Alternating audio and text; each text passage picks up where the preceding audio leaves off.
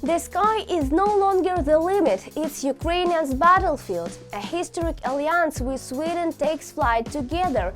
They are building air power that will dominate the skies and strike fear into the enemy. Meanwhile, Ukraine's defense industry is going global, from drones to missiles. No aggressor will dare to touch it. And in occupied Luhansk, karma is hard. A Russian occupier tried to silence Ukrainian music. This is the new reality. Ukraine is stronger, smarter and sharper than ever. Welcome to Ukraine Today with user Slava Klesnikova. Stay tuned, the sky the limit and Ukraine owns it. Ukraine and Sweden seen air power alliance will dominate the skies. A new era of air dominance is taking shape. Ukraine and Sweden have just signed a historic agreement to jointly develop and strengthen advanced air capabilities. From fighter jets to drone tech, this deal could change the balance of power in the skies. Will Swedish innovation and Ukrainian combat experience create the most powerful air alliance in Europe? Full story coming up next. Ukraine is preparing to tear up the skies. Sweden and Ukraine have officially signed a significant agreement on close cooperation in the joint development and enhancement of advanced air capabilities. This is a long-term cooperation and a long-term prospect for equipping our armed forces, the AFU, with modern high-tech fighter jets. But most importantly, this makes it possible to receive up to 150 Gripen combat aircraft as early as next year. You could say a direct competitor, a serious rival to the latest modernization of the American F-16. And acquiring these aircraft is a dramatic qualitative upgrade for the Air Force of the Armed Forces of Ukraine. The Gripens themselves, the ones we are counting on, 100 to 150 units, is exactly the amount needed to replenish our armed forces, the AFU. On the other hand, this is not a short-term or even a medium-term prospect. Meanwhile, the Belgian Minister of Defense stated that the country could provide Ukraine with F-16 fighter jets, but not before next year. Therefore, what we will be receiving from our partners in the future is what has already been promised. They are servicing and repairing all these aircraft, carrying out on-site inspections to determine their readiness for transfer to Ukraine, and then these air assets will be handed over in due course. But again, this is not state-of-the-art equipment. Now, new helicopters will replace the old ones.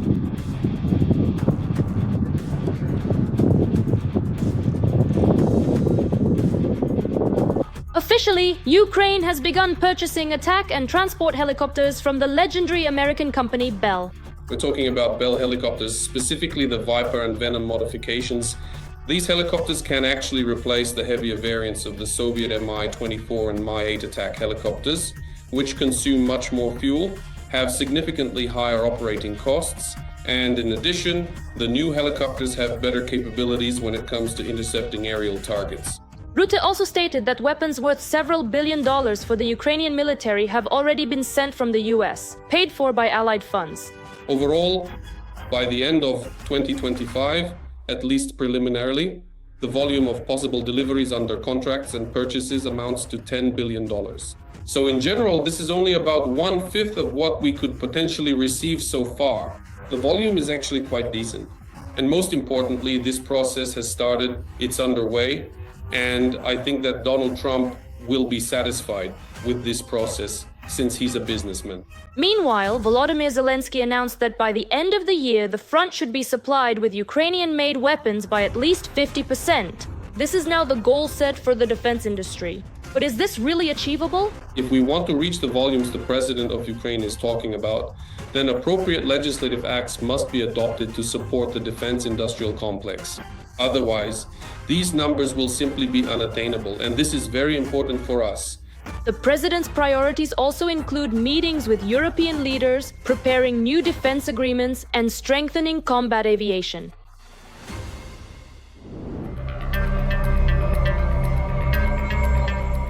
Ukraine builds a steel porcupine defense industry goes global. Ukraine's defense industry is targeting factories, ram up missiles and drones, roll off production lines, and homegrown tech is winning praise worldwide. Europe must back this boom. More parts, more funding, faster supply chains to turn Ukraine into a steel porcupine no aggressor can touch. Can Europe step up now and lock in Ukraine's long-term security? Full story coming up. The Ukrainian defense industry is ramping up its efforts. Ukraine is becoming a world leader in weapons production. Europe must help Ukraine become a steel porcupine that no aggressor can overcome. The Security Service of Ukraine has showcased new Sea Baby maritime drones, which have already been tested in combat. The upgraded bays are capable of traveling over 1,500 kilometers and carrying up to 2 tons of cargo. There are 2 versions. One is equipped with a machine gun mount and an automatic target recognition and tracking system. The second is the Grad maritime platform with a 10-round multiple launch rocket system. Our drones have changed the balance of power in the Black Sea and have proven their effectiveness. The new generation of Sea Baby is even more effective. Therefore, the work to clear the Black Sea of the Russian fleet will continue in the future. In addition, the upgraded drones have reinforced engines and a modern navigation system. Earlier in June 2025, the new models of maritime drones were used during the strike on the Crimean Bridge. We approached by land, we approached across the water's surface, and in 2025 we approached underwater. There were 2 strikes, each with a force equivalent to 1.1 tons of TNT. As a result, there was serious damage. Its key supports, the so-called piers. Essentially, today the bridge operates with a load limit of no more than 5 tons. Trucks are moving. The enemy is not conducting any military logistics there. Ukraine's allies are in no hurry when it comes to supplying long-range missiles that the armed forces of Ukraine could use to destroy legitimate military targets of the occupiers, deep in the Russian rear. The story in the Wall Street Journal claiming that the US allegedly approved the use of Ukrainian long-range missiles to strike deep inside Russia. Fake news. The US has nothing to do with these missiles. Kyiv, for its part, has focused on producing a wide range of its own long-range missiles and drones, which are regularly used to strike Russian territory.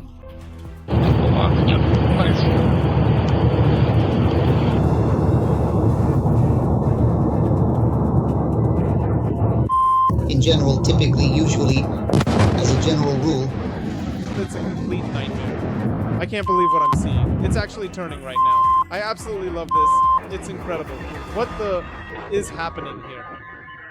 As of today, Ukraine produces dozens of long-range missiles per month, such as the long-range Neptune and Fomin, as well as thousands of long-range and rocket-powered drones. In order to somehow put this war into a stalemate, to turn it into one, it's necessary to learn not only to repel enemy attacks on the front line, but also to suppress their logistics and their air force. That's why these are needed. And I'm not even mentioning the need to strike at Russia's military-industrial enterprises and energy system. Weapons manufacturers also haven't forgotten about the Ukrainian goddess of war, Bodana. This year, Ukraine became the world leader in the production of self-propelled artillery systems.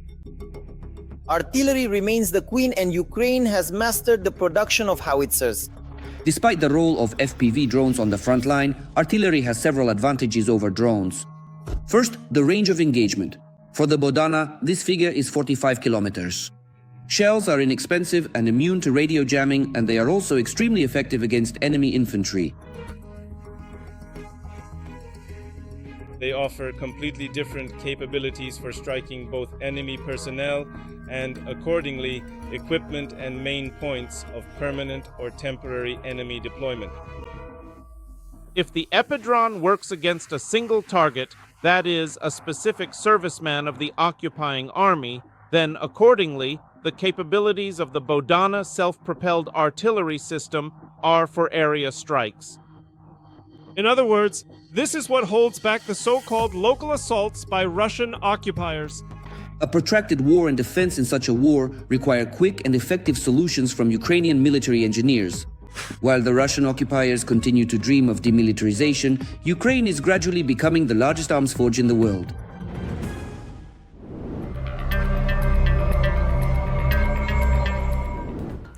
Russian occupier loses leg after kicking speaker playing Ukrainian music. Karma strikes in occupied Luhansk. The man tried to silence a speaker blasting a song by the Ukrainian band and paid the high price. The device exploded the moment he kicked it, leaving him without a leg. Who planned the speaker, Ukrainian partisans or someone from within the city? The occupiers are panicking and the resistance grows stronger every day. In temporarily occupied Luhansk, a man lost his leg after kicking a speaker that was playing music by the Ukrainian band OK and LZ.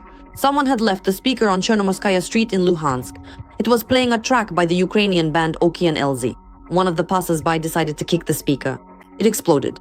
The man's leg was blown off. Passers-by gave him first aid. Then an ambulance arrived. There are 2 victims. In addition to the man who lost his leg, a woman was also injured. She is in moderate condition in the hospital, while the man is in critical condition and undergoing surgery. This is yet another fake from Russian propaganda, considering that the city has been under Russian occupation for several years now. What kind of OK and LZ music could there be? In reality, some former special military operation hero detonated a grenade in the city center, injuring 2 people.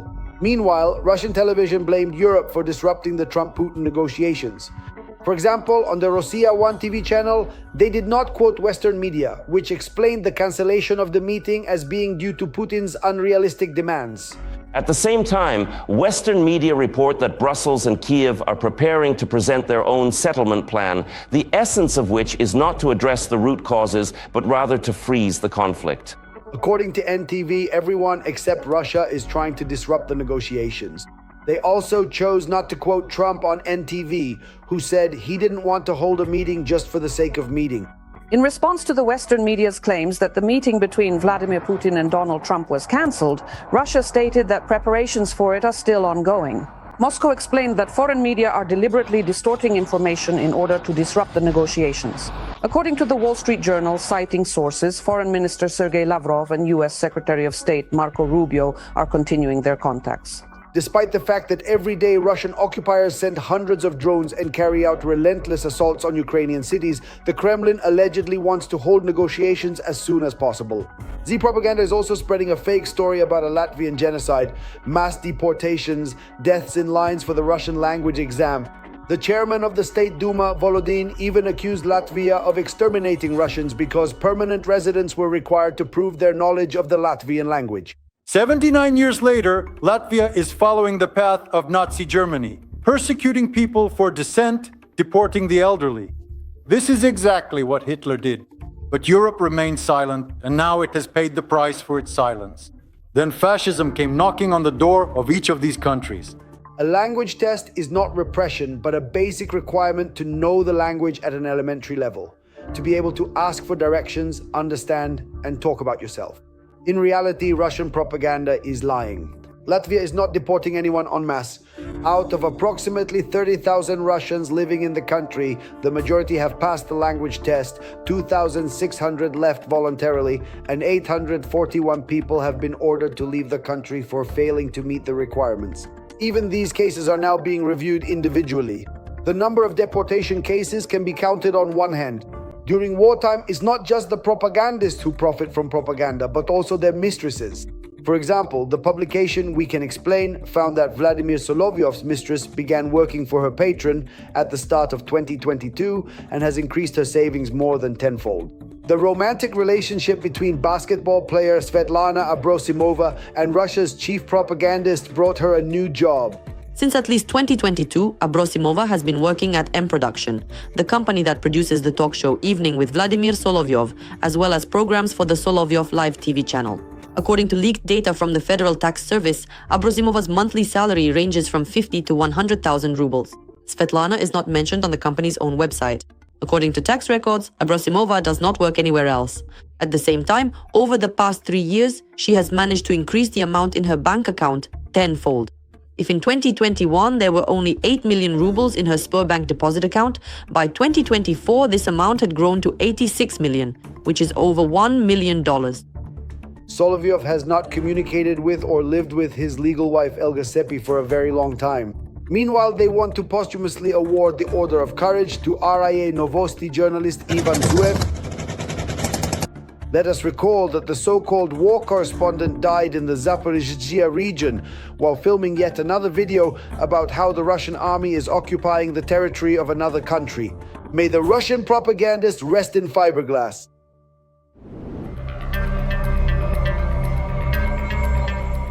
That's all for today on Ukraine Today. If you stand with the truth and freedom, like, comment and subscribe.